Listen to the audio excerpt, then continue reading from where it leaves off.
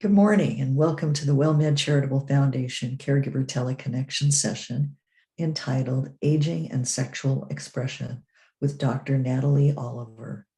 And Dr. Natalee Oliver has been with us before. She's a great presenter, and I'm very privileged to open up the phone to her and ask her to tell you a little bit about herself and then start her presentation. Dr. Oliver. All right. Thank you so much. I'm delighted to be here today, and I want to commend all of you for joining us today. Evelyn and I were talking about that this can be a difficult topic, and you don't have to stress about taking notes. I will email Evelyn a copy of this in PDF form, and if you want to get a copy of it, just let her know. All right. Let's get started. Excuse me. Sure. I always like to start with just so you know who you're listening to. My clinical background, I am a clinical social worker that I've worked in mental health, substance abuse, and specifically with older adults. And I've worked with mandated clients and voluntary clients. And then I've worked in many different locations, inpatient mental health hospitals, outpatient mental health hospitals.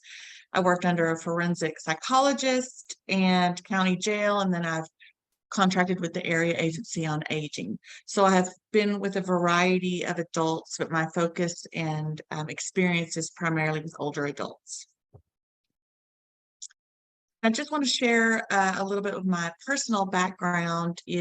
I have been a volunteer with the Alzheimer's Association in many different capacities since like 2007, and where I've run support groups and fundraising, all kinds of things. But on a personal note, my calling for working with those with Alzheimer's disease hit back in school 20-something years ago. And I just had this passion for serving those older adults, those with dementia, and their caregivers. And then I'm bad with time. I think it's 7 or 8 or 9 years ago, my father was diagnosed with dementia. And then about a year and a half ago, my parents are older. He's 80 or 81 and she's 78. And about a year and a half ago, was to the point, and she's very independent. So it was a real shock when she admitted that she couldn't take care of my dad anymore by herself and take care of a home. And so we had already discussed years before about them moving in with my husband and I. So they've been living with us for about a year and a half.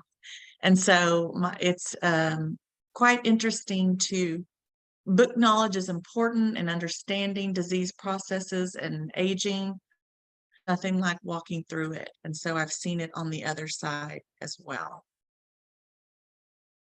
So today, just the summary of what we're talking about is sexuality is alive and well for people age 65 and over. How it's expressed may change, but the need for intimacy is still there. And so whether your loved one has dementia or not, they may have a lot of medical issues. They may still have some memory issues and cognition decline, whether they're diagnosed or not. And so we're just going to talk about sexual expression and intimacy. So why this topic? I know I love this picture. It just says everything to me about aging and excitement and maybe sexual expression. Who knows? I just loved it. But why this topic? Well, when I was a counselor, and even when I was leading support groups, often they would pull me aside if it was a support group, or definitely in my one-on-one counseling with the caregivers, which were 99% of the time the significant other, the romantic partner.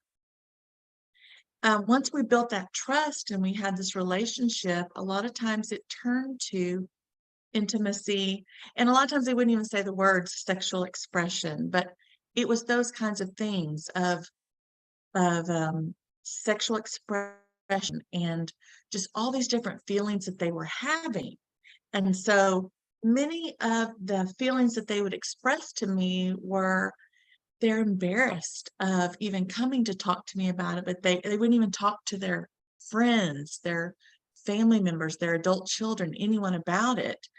And then a lot of times there's just confusion because they're the caregiver now, and maybe their loved one, again, has dementia or other medical conditions. And then there's that can occur of, I'm not attracted to my loved one anymore because I am the caregiver, or my loved one doesn't recognize me anymore, but I still have sexual needs. And so that led to a lot of loneliness and then just feeling alone, even though we have millions of caregivers out there, that they just felt alone. And so I felt that it's important to talk about this topic. And sharing before we started that I'm based out of Waco, Texas, and we've tried this topic, and a lot of people just won't come to it because of that, number one, that embarrassment of just not wanting to talk about it. So I, again, want to commend you for coming today to talk about aging and sexual expression. So closeness, intimacy, and touch, those are lifelong needs, and they do not get old even if we do. And I think that's real important as adult children to understand, as caregivers of our romantic partners, and as professionals, that we need to understand that it doesn't get old and that those needs are still there. But the ability to express and enjoy one's sexuality, it leads to feelings of pleasure and well-being. And those are essential at every age. And so we have to break that stigma and some of those myths that are out there about aging and sexual expression. These are some of the top myths that are out there that society, even family, even professionals, and even professionals in the long-term care environment, those that are supposed to, as I'm working with older adults, a lot of them believe many of these myths that are out there. And the first one is that sex is for young people and what society deems as attractive. Another myth that is out there is that older adults are just too sick to have sex or to even have the sexual urges or needs. And then another myth is that people with dementia or Alzheimer's shouldn't have and don't want to have sex and don't have those desires and needs, or don't have them appropriately. Other myths are that men and women lose their ability to perform sexually after a certain age. An aging body isn't sexy. And then I saw this quote in one of these articles, and it said, "You can't fire up an old engine." And so those are just some of the myths that are out there. There are other myths. There's another one that I left off of, do want to mention, is that sexually transmitted diseases don't occur in the older adults. Oh. And we know that they do. We know that a lot of times older adults that are having sex think, well, I can't get pregnant. And so they think, oh, I don't really need to use any kind of protection. And so they can get STDs or STIs, as they're referred to, as well.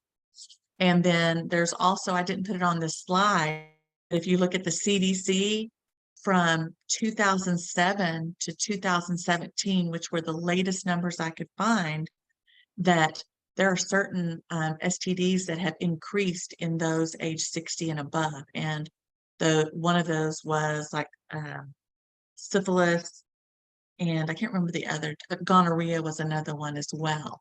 And so they older adults are sexually active. They're just not necessarily talking about it. The reality is that sexuality is a fundamental human right. And sex doesn't stop at age 60, 70, 80, 90, etc. But sadly, the recognition that older adults are sexual beings often does. And to me, when I was reading about that, that just really struck a chord with me, that a lot of times when people hit age, we just see them as that age, and we're not seeing them as human beings, and we're not recognizing that they are sexual beings as well. So I wanted to share this survey. It was a one that included over 3,000 adults ages 57 to 85 in the United States.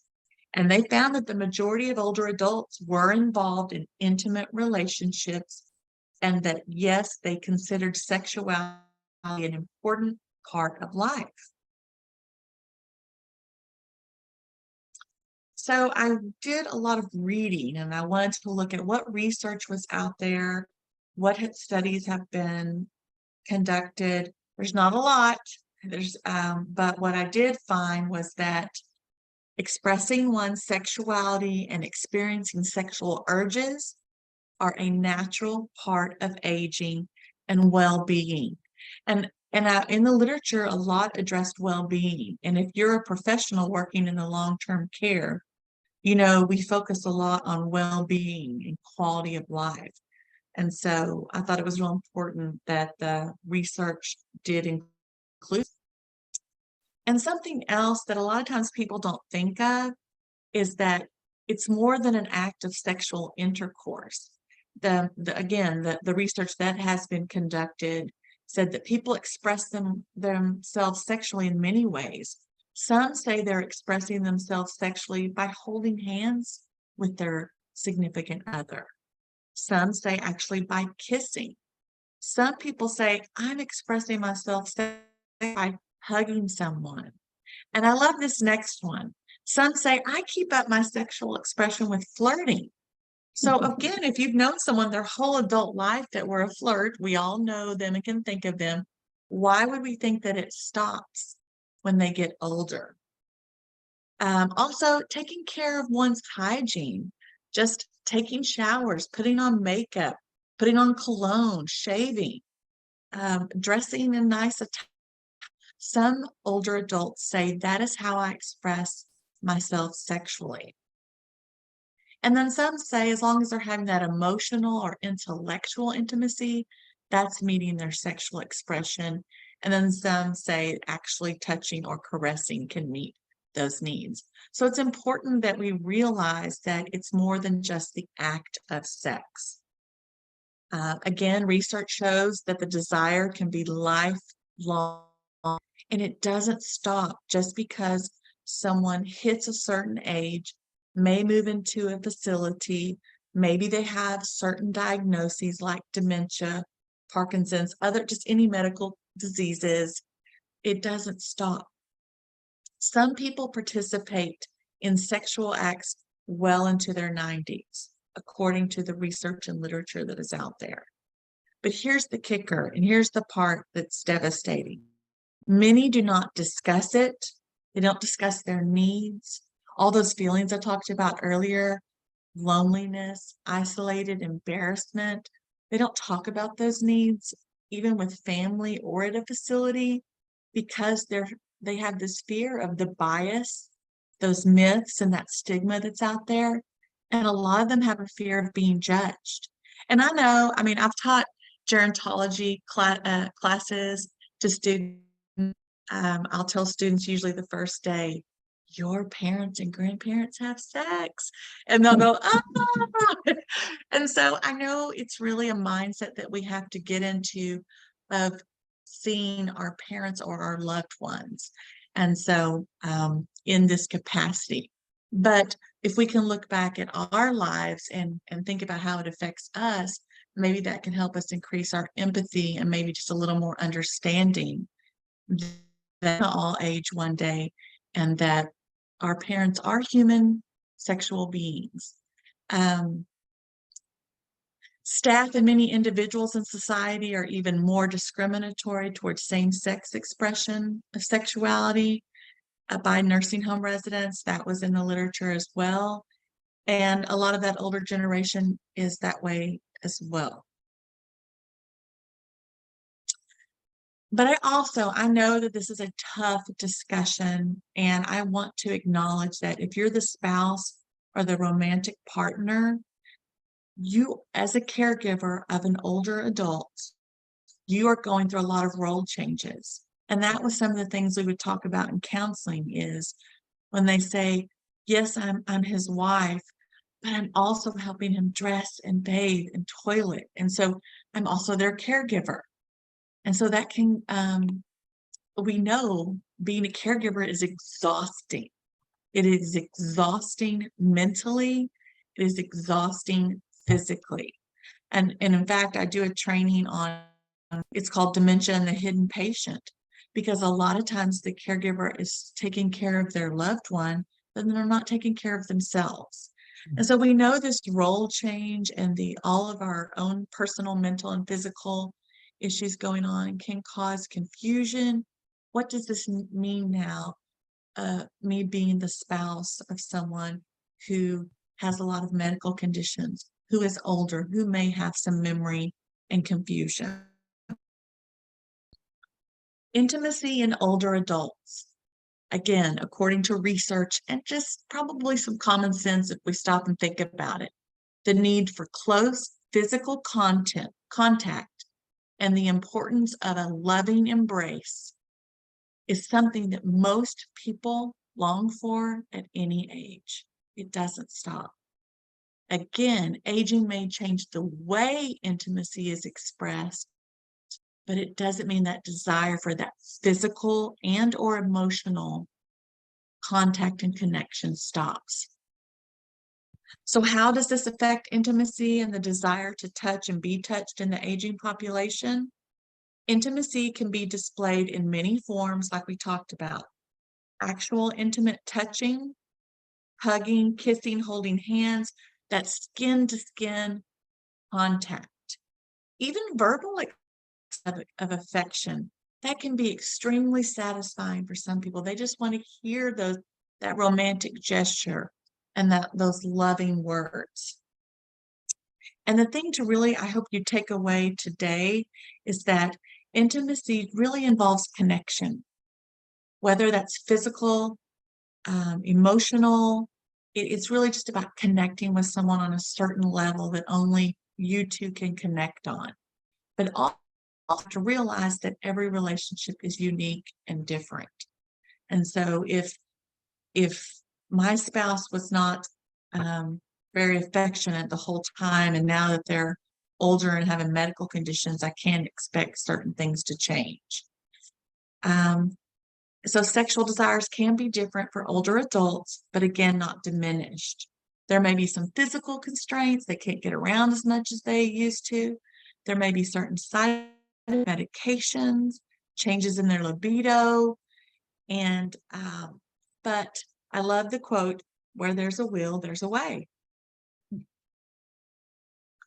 I do want to touch on this again because many of you out there, we know that there's 6.7 million Americans currently age 65 and over living with dementia. And we know that there are over, I believe it's 11 million caregivers out there helping someone with dementia. And so I do want to talk on this changes in sexual behavior of your loved one if they do have dementia or just the memory or cognition deficits. The thing to remember is a lot of times you'll hear, oh, they were sexually inappropriate.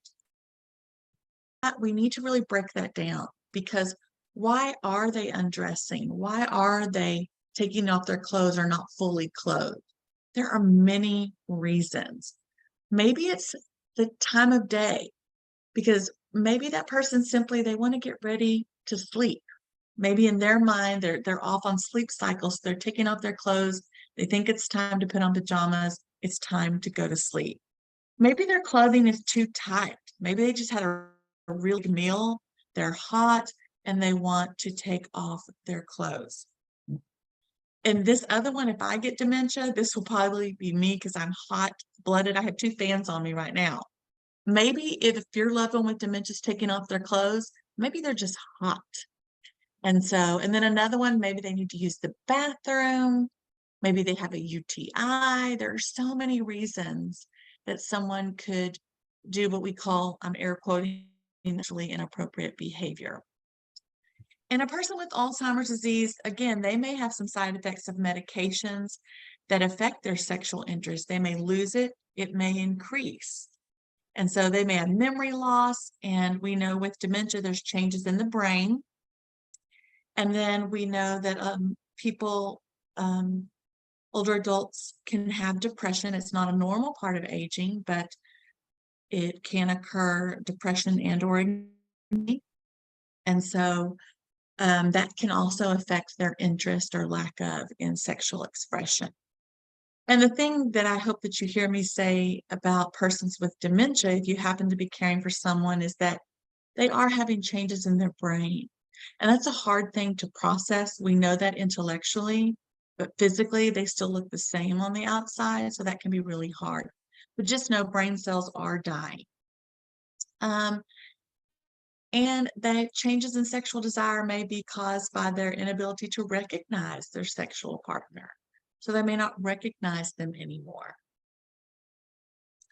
So the importance of touch for older adults. I really liked this quote. It says, most of us, whatever our relationship status, need more human contact than we're getting. Compared with other cultures, we live in a touch-phobic society that's made affection with one but loved ones taboo. And I put the source here big because I wanted you to know that there is a touch and emotion lab at, and if you look at the next one, there's a touch research institute. Before I started this research and looking into all this literature, I didn't know that. And so they have done research and said, how does touch help? Well, what they've said is that touch can help lessen pain. Another way you'll see it worded in the literature is that it can increase pain tolerance. I think that's significant if our older loved one is living with pain, that just having that loving touch can really help with it. Touch also has been shown to help lower blood glucose. It's helped slow the heart rate. It's helped lower blood pressure. It's also been shown to improve pulmonary function, improve immune function. It's also been shown in some studies to enhance alertness and performance. And that is just touch in general, not necessarily romantic touch. Some other studies about touch, I love this one. Hugs. Hugs are so important. And so hugs strengthen the immune system. They've been shown to help relieve pain and depression. They've been shown to help elevate mood, reduce stress, and decrease the heart rate. Something interesting, especially if your loved one does have dementia or just some memory deficits, touching has been shown to make you appear more trustworthy. So again, if you're loving your older adult that's needing help and you put your arm on their shoulder, it just a lot of times can make them trust you more. And also a light touch has been shown people more agreeable when you request something of them. Let's walk in here as you're touching and guiding them to maybe go to the bathroom or whatever. Touching promotes bonding. And again, if we're wanting that intimacy and just being able to express oneself sexually, touching can help bonding. Because if you think about your older adult, a lot of times they're only getting touched if activities of daily living, dressing, bathing, toileting.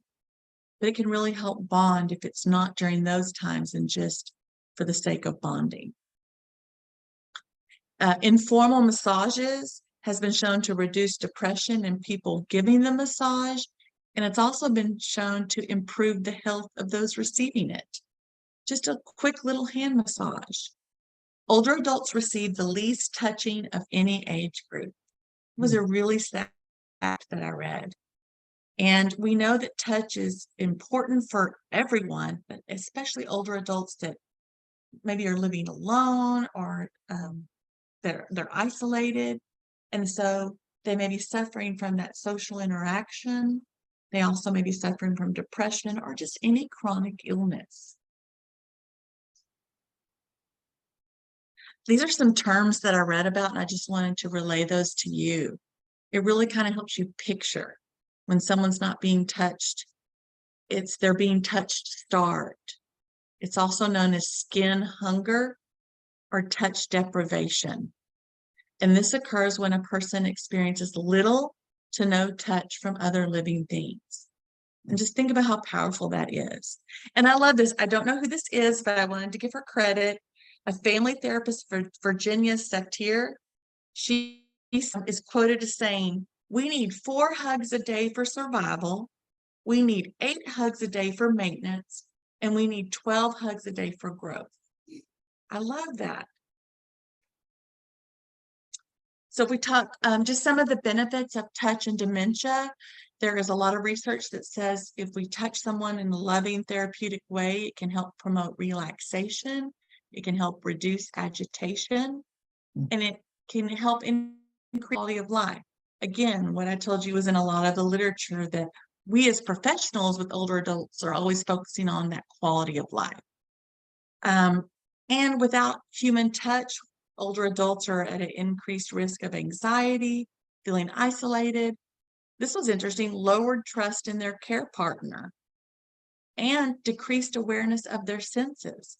Well, it makes sense. Touching things is one of our senses.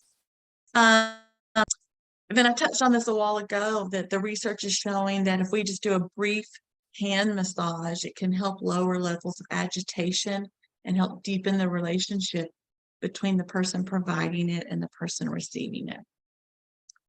And I thought this was real important too. Touch also serves as a universal language. A lot of times it conveys this feeling of safety, and again, back to that well-being. So touch is essential. And so as you can see so far in this discussion, majority of talking about sexual expression is not the actual act, but just some sense of touch and connection. Literature also shows benefits of actual intimacy and sexual expression. And many health benefits have been proven that it can lower stress levels. And we know anxiety is one mental health for all adults in the US. So benefits of intimacy and sexual expression can help lower stress levels. I love the second one. It has been proven that it can help increase self-esteem. So if we go back to that isolation and that loneliness, and if you think of your older loved one that is dealing with medical conditions, if we're providing touch with them, if they're a romantic partner, it can help increase their self-esteem.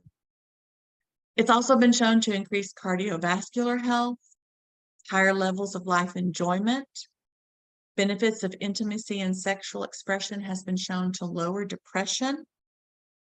And physical affection has been linked to higher levels of oxytocin, that feel-good hormone. And again, back to this decreased pain sensitivity, that touch can help with that as well. And just in contrast, older adults in relationships that lack physical and or emotional closeness, they are more likely to feel lonely and to have this low self-worth. Because again, if you think about it, if they're relying on you because they need help with certain things, why wouldn't their worth maybe go down? So you can understand how the benefits of sexual intimacy and expression. If your loved one happens to have dementia and you feel they're expressing themselves inappropriately, or even if they don't have dementia, but it's kind of throwing you off and it's just they're acting in ways that you're uncomfortable with, some suggestions would be don't overreact or express shock. Try to redirect them to maybe another activity. Try really hard to avoid becoming angry or argumentative, and do not shame them or ridicule them. Maybe they need to be redirected to a private area because they're out in public. And the main thing is to really be sensitive and reassuring to them, because again, we always want to keep dignity. And I know you know that, but sometimes we forget that in the heat of it. I think one of the things that we can do as significant others, they're aging, as professionals, as adult children, is we need to talk about it. So again, I commend you for coming today and being at this training. And this is a quote from a person working in an assisted living. She said, if you think your loved one with dementia are not thinking about sex, you're wrong. Something else, if we continue to talk about it, we need to remember that aging in general or any kind of type of diagnoses do not equal lack of strive or intimacy needs, the more we talk about someone or something, excuse me, it helps normalize it, which that helps us feel more comfortable, and it can help the person's experiencing these concerns more comfortable and being more open about it. Something I always tell my students, and I always tell the person I was counseling with, check yourself. I have to check myself. What are my own biases? What are my own expectations as an adult child? And so we just really have to check ourselves, and are we projecting those on to someone else? When we are talking about intimacy and sexual expression and touch, we need to provide factual information. And so you'll see the links to everything that I provided today are on all the slides. We need to provide opportunities for these types of discussion, like today, with the people, with the actual patients, family members, colleagues, etc. And something I just wanted to point out is look how much stigma has always been around mental health in general and how it's talked about so much more now. I think if we talk about things about aging and we take away those myths, then we can talk about sexual expression and intimacy needs as well. Other things that you do is you can explore non-sexual touching. So again, don't put all this pressure on yourself as the romantic partner. Maybe you just can cuddle. Maybe it's just those hand massage.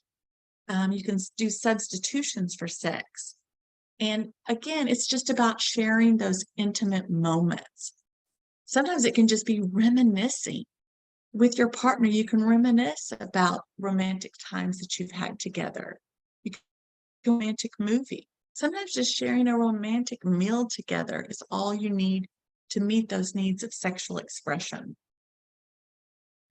If your loved one has changed and they're not wanting to interact with you sexually, really have to work at trying not to take their changes in sexual desire personally. It's normal to feel lonely and rejected at times, but they may have other medical conditions that are going on that feels like rejection to you, but they just may be trying to get through the day without pain. It's important to talk to someone that you trust. Talk to a friend, a family member, or to a professional. You always have to do what feels good to you. Don't ever feel pressured. Try not to feel guilty if you no longer wish to have sex with your partner, because again, you've changed and you're living in many different roles. The main thing you want to do, the main thing that we as humans is we just want to connect. And so that's something to make sure we're still trying to find ways to connect. And understand that you may have these conflicting feelings about wanting to continue your sexual relationship, even though these changes are occurring. One day you may feel you want to express yourself sexually, the next day you may not, and to kind of be comfortable with that ambivalence,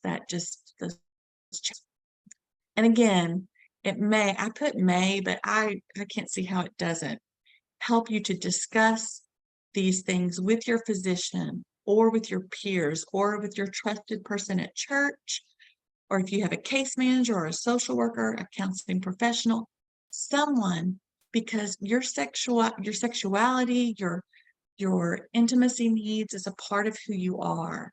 And so as things change, as you get older or a romantic partner is experiencing things, it's important not to let these things build up and to go through it alone.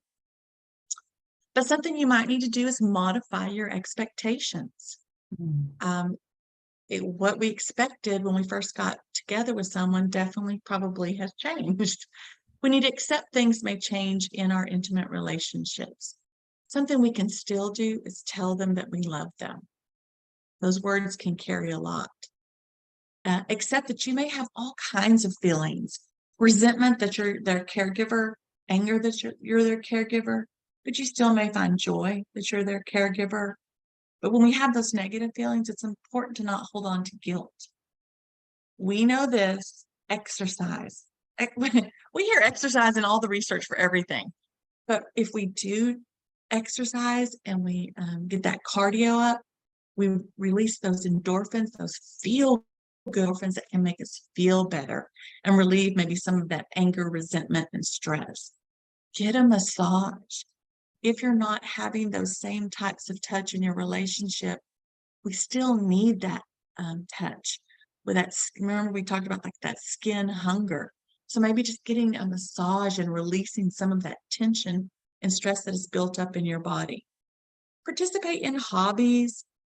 Go to support, focus on the positives, practice that self-care. I know you hear that probably on every broadcast here of taking care of yourself. You cannot be a successful long-term caregiver if you don't take care of your own needs. And then another one on here is if your sexual life with your loved one, it's over, if that physical part is over, really working on acknowledging it, processing those feelings, and mourning that loss. And even if you're still alive, just working through those emotions is very important. And then something I just wanted to touch on here is, it's not an official term, but I read it somewhere and loved it. It's called, why are we not doing our sexual advance directives? So why not have those discussions with your romantic partner as soon as possible? Hey, if I get to where I can't or don't want to, or if I can't remember who you are, I mean, all those different scenarios, you really need to have those discussions, how your marriage is going to handle it based on your values, your feelings. It's important things to put in place. Reach out and touch.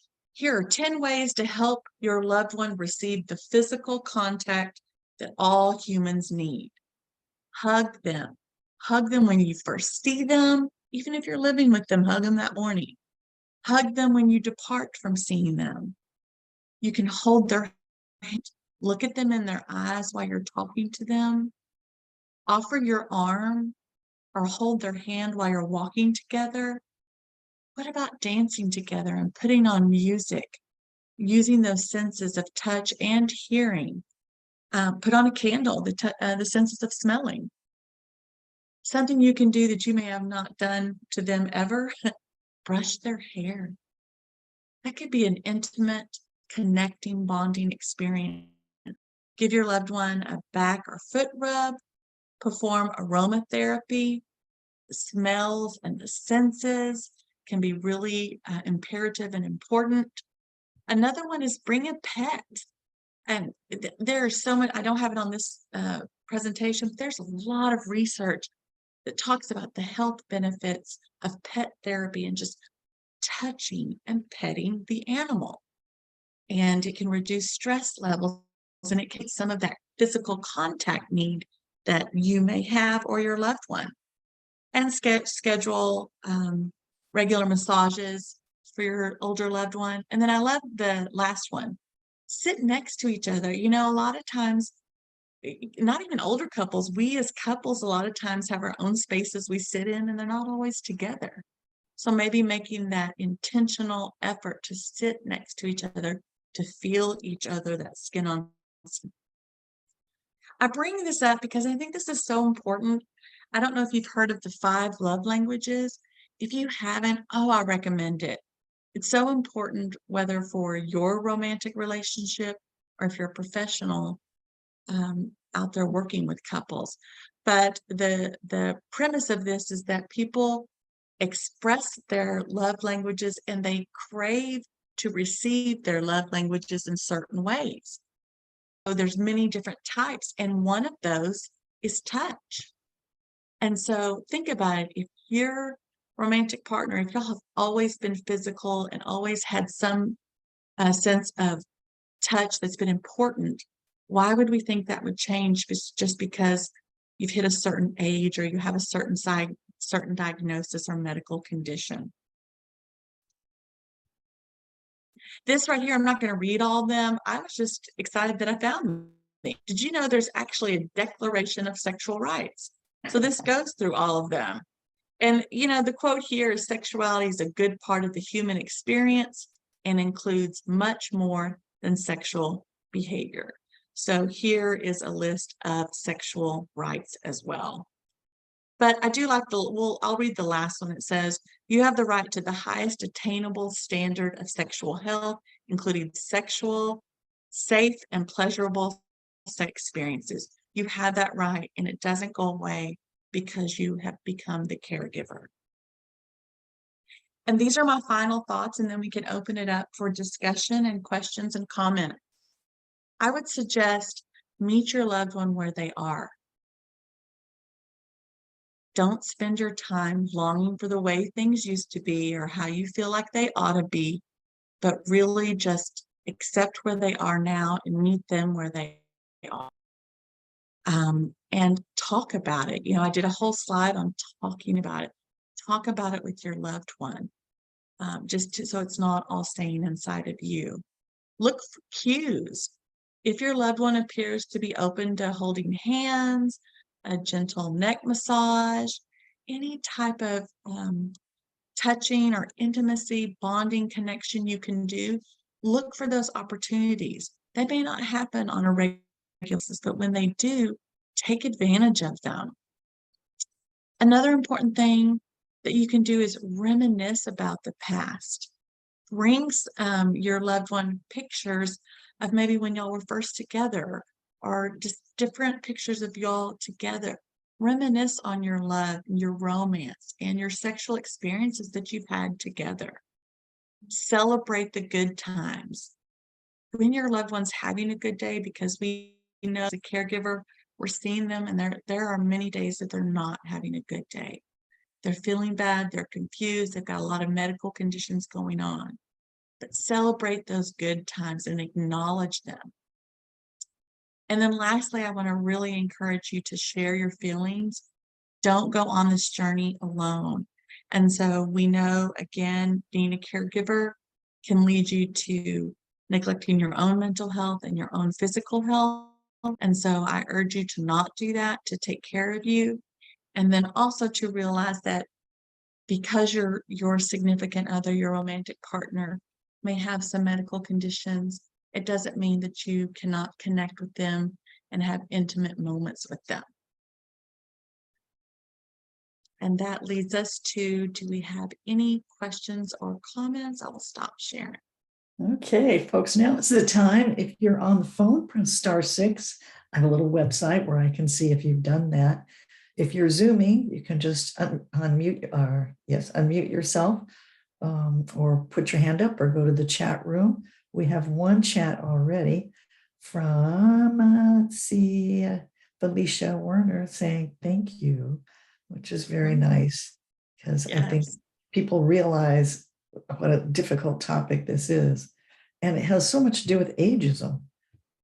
I'm sorry. Every time you said age, my antenna goes. Yeah. Even older people have ageism. Mhm. And especially around a topic like this. Definitely, and I've talked about this in other broadcasts that, we, even professionals like myself, we generalize and we say those 65 and up as if they're all the same, and they're so different. And so there's just so uniqueness and individuality. And yes, there is so much ageism out there in general. And then to add sexual expression and intimacy needs, and then to add, oh my gosh, do they have dementia or cognition decline? There's just a lot of taboo there. And so, again, just coming to something like this today and just acknowledging it and talking about it can really help someone work through those feelings. And help normalize it for ourselves. Yes. And what's so funny is that I always practice my presentations on my parents or my mom. Practice them on my mom. She's the caregiver for my dad. And it was so sweet. The first time I practiced this topic, my dad is in a hospital bed. He's in a hospital bed. She went and crawled in the bed and laid next to him. And I was just I took a picture, of course, I take a picture. And it was just so sweet. I think, sometimes she forgets, hey, I'm still his wife, because she's constantly caregiving for him. Right. We do have a new message from Tanya. She says, this was great. Thanks so much. I've learned a lot and will be quite helpful for me working with families. Wonderful. Good. Thank you. Thank you for that. Yes. And I feel the same way. As we go through all of our sessions, we always forget We talk about inappropriate sexual behavior, and we haven't presented on appropriate sexual behavior in older Right, adults. right, So this right. is great, great, great. More questions, more comments. One of the things that I have liked all my life, and even into my old age, is having my partner read aloud to me. Yes, yes. I mean, it That feels like such a endearment. gift. Yeah, it's just that hearing their voice and connecting and just having that time together that they're not having with anybody else. And that's what makes it special and romantic, definitely. Yeah. Come on, folks. Any other questions? Any ideas about how to write your sexual advance directive?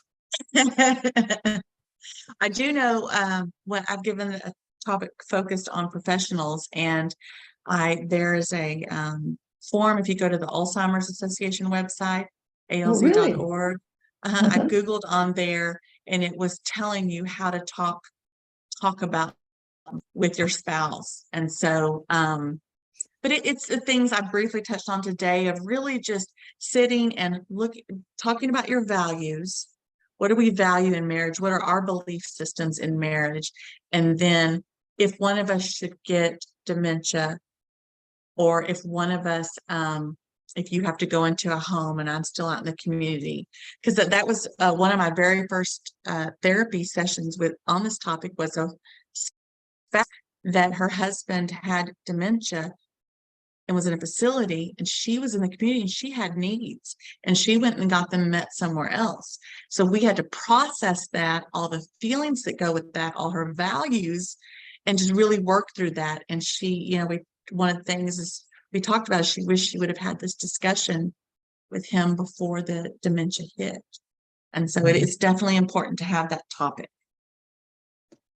And you touched on same-sex relationships, and I first I want to tell everybody we're having a big Pride Month next month with 4 different presentations, which are going to be very relative to this. But also, I think when we talk about older adults who are same-sex, who have same-sex partners, that most of them aren't married. Most of them, their family they haven't told anybody in their family. They're ashamed, they're embarrassed about it. And they wind up in a nursing home and nobody knows that they're same-sex partners, or they wind up in the hospital. And the person who's been their partner for 30, 40, 50 years can't sign for anything. Right. So it's so important if you know people, who are in a same-sex relationship, to share, some of these things with them, get them on our Pride Care Month next month. Definitely, and get those advanced directives where there's so much benefit of getting those advanced directives. First of all, you get to make decisions of how you want things handled in the future. You make the decisions, and there's not guilt put on someone else. And then you also get to appoint who is going to make those medical or financial or whatever. And so, yes, definitely. Yeah, that age group, definitely, there's a lot of hidden and not talking about things like that. I'd like to ask our participants a question.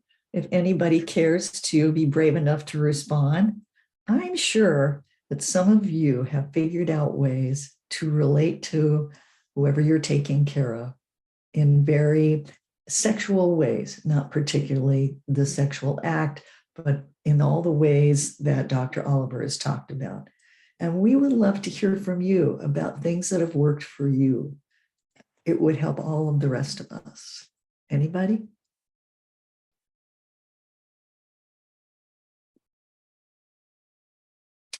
Well, they're going to go out and try all the things you suggested. Hey, they're here today, and that's what counts is we're Sure talking is. about it, we're bringing awareness. And that's how things change, is if we bring awareness and talk about it. And I think we'll get there. I mean, look at mental health. I'm Gen X, I'm 49, and we didn't talk about that stuff growing up. It was taboo, and look at it now. So I really think if we talk just about aging in general, dementia in general, sexuality in general, I think we will get there, especially with baby boomers. They're not going to put up with that. So Okay, I'm going to do a little bit of housekeeping. If anybody thinks of anything they'd like to say, I think we'll have a minute at the end. I just want you all to know there was a question at the beginning about having the information from this presentation, and Dr. Oliver has graciously agreed to send out her slides, so you will have it all. And it looked to me like everything that you had quoted was in a hot link, so people could just, yes, they'll have a link to everything. It'll be in PDF form, but they'll be able to get the link to everything. Right. And which is really, it's so great, that we have this kind of technology, because if you want to go explore more of the type of thing that she mentioned, you'll be able to just click on that hot link and get right to that website. So that's spectacular. However, if you haven't registered, if you got the number or the Zoom link from somebody else, you're not going to get the resources because it comes with our post-session questionnaire. So please, if you have not registered yourself, call our customer service representative, 866-390-6491,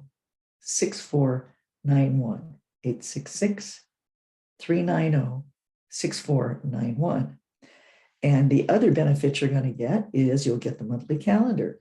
And we've got a lot of really cool stuff on every monthly calendar, and you'll get the information about Pride Month next month too. Now, some of our upcoming sessions still this month, we still have 6 or 7 left, are coping with the caregiver role. Oh, I'm doing that one next week. Degenerative frontotemporal dementia in Spanish. So if you know anyone, who is Hispanic, who understands things better in Spanish, this is the first time I've ever seen this. And it's going to be by someone from she's a PhD. So it's going to be really important and interesting. And we've had a lot of good talk about FTD lately. On May 25th, we're going to talk about disease preparedness for caregivers. I'm sorry, disaster preparedness. And I should be wearing my glasses. And that's going to be very interesting, because a lot of people, especially caregivers who are isolated with their loved one, have not really prepared for disasters. And it's going to be given by Dr. Elliot Montgomery Sklar and dear Lucy. And Elliot actually lives in Hurricane Alley up the coast of Florida. Yeah, so he'll be good at that. We also, on May 25th, have an introduction to the world of emotional intelligence with Jamie Heisman, a very entertaining speaker. On Tuesday, May 30th, Who Cares? The Hidden Crisis of Caregiving. Ooh, and how we solve it. Sounds like some of the stuff you've talked about. People sometimes people don't even know they're caregivers. They think they're just the daughter, or right. the friend, or the, whatever. So that will be a good one too.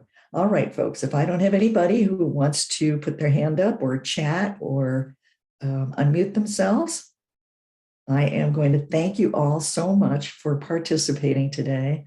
I want to thank you, Dr. Oliver. You did such a beautiful job and really pounded it into us about sexuality and how to translate that on a daily basis, which was really nice.